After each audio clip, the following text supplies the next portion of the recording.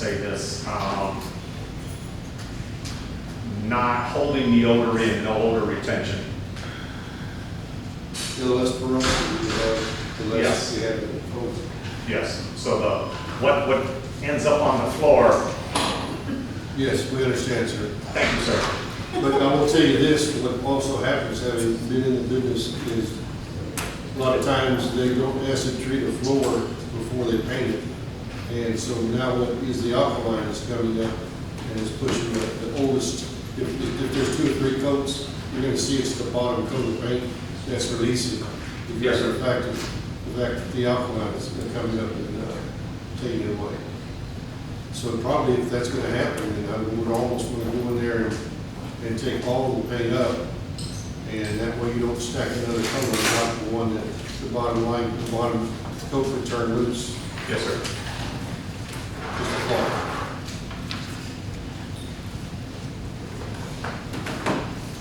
The next thing on that slide would be the entrance driveway to the first pavilion there in Friendship Park, which is the restrooms.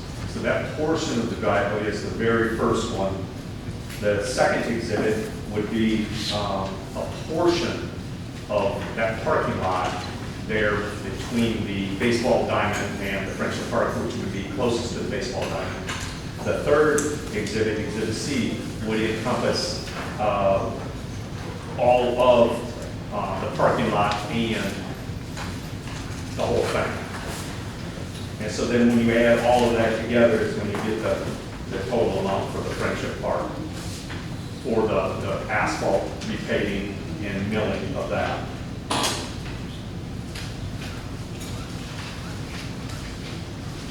You're talking about everything there right around the baseball field, all the way around to the edge towards the playground equipment. Is that right? That would be the whole parking lot.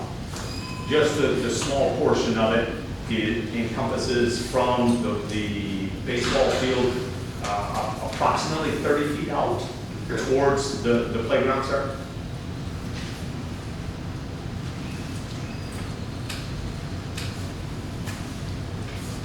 Pictures of front and back. I just would just tell you, there's just, you have a lot of traffic there for the softball people in that area. You got park along the road there behind that one area.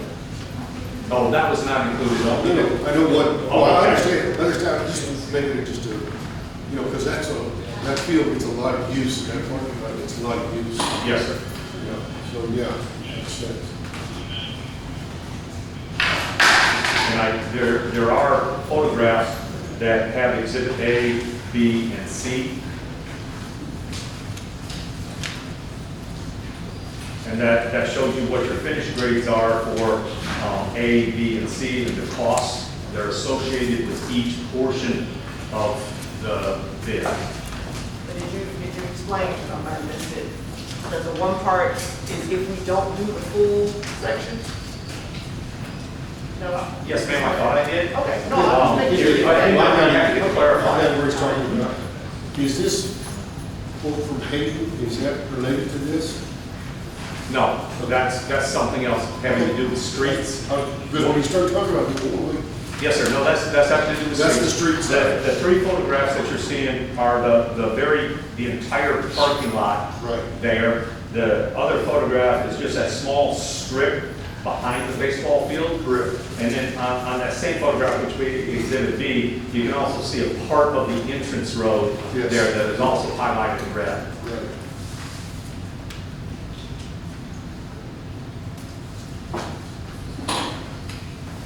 And the reason that I included the entire parking lot there is because if you will notice, or if you've been out there recently, where it's damaged the most is closest to the baseball field. However, if you look more towards the north, closer to the pavilion, you'll see where that asphalt is also damaged and beginning to crack up. And what, in my opinion, is occurring is we're getting a lot of water intrusion at that point, and it is rolling down towards the restrooms and towards the baseball field, which if I were to just patch just that small portion there, which is indicated in a small red band. The rest of the parking lot would drain into that underneath the asphalt and would eventually, sooner than what it should, have its demise. So it wouldn't last as long as what you would want it to last. So that was why it was recommended that the whole parking lot be done. So you would just raise the crown on that particular point, and the drop would be more, so yeah.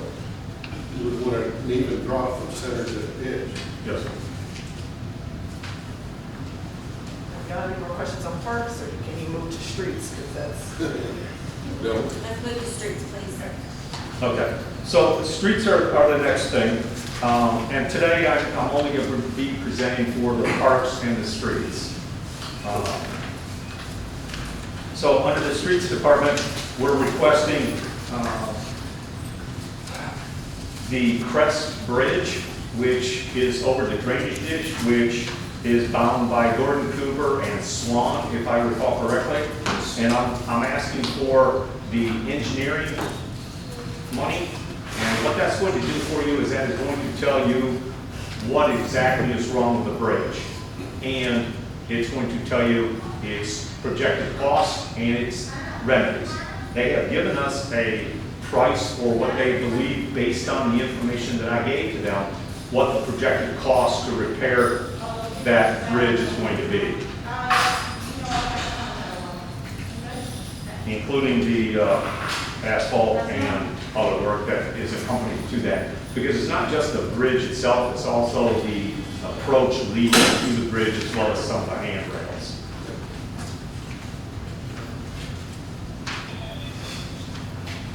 And I also have furnished photographs in there as well, and as you can see, we have a couple 3 inches wide cracks in the sidewalks, and you're seeing some holes in the asphalt near the gutter.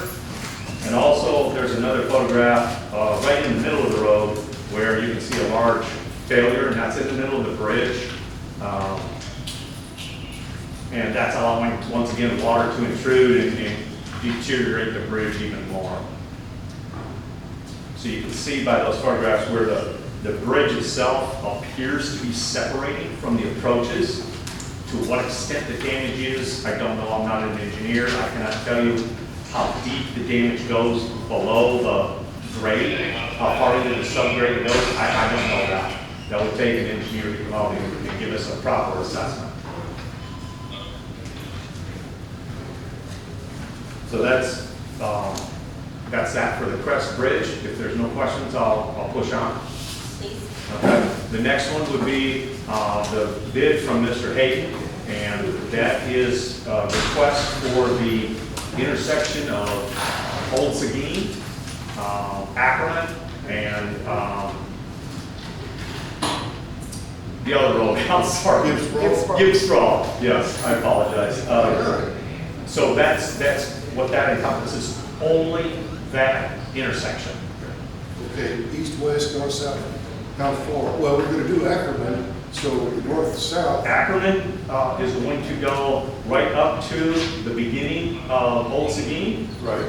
and then when it carries over to the beginning of Gibbs Sprawl, Right.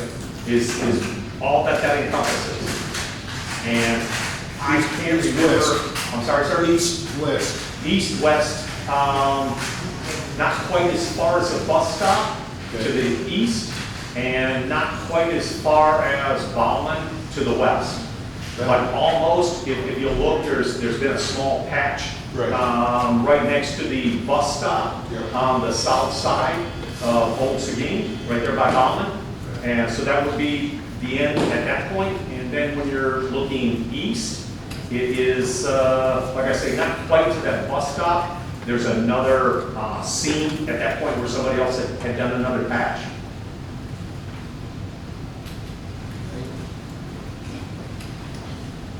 Okay, so if there's no other questions, we can move on. Yes, ma'am. Now, the next thing would be this next year for the street assessment program. We're going to continue with that.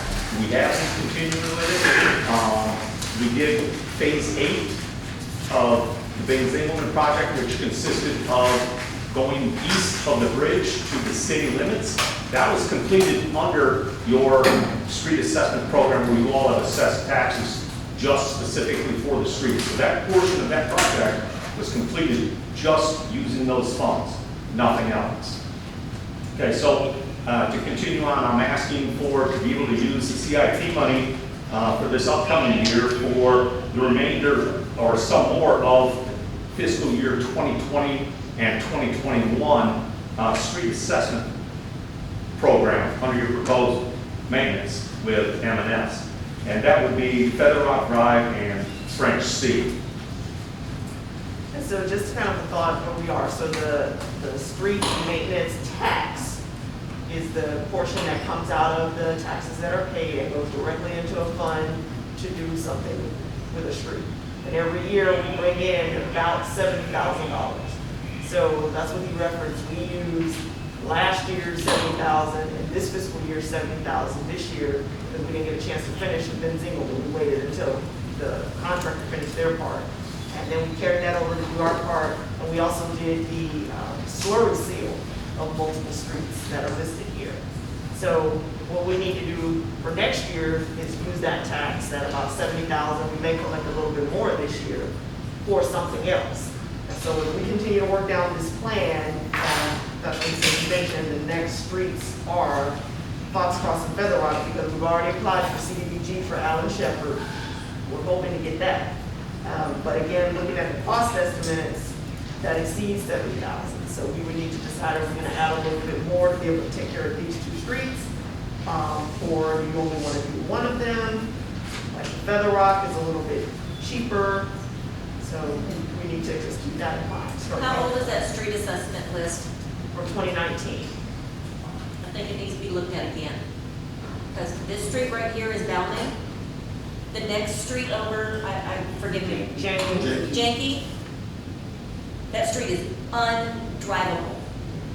Undrivable. I don't care if you're in a car or if you're in a truck. It is undrivable. It's probably a whole lot worse than these two we're talking about right now. It is. It really is. And you know, and I'm sorry, I feel sorry for the residents that live around City Hall because these streets are nasty. I just want to look to see where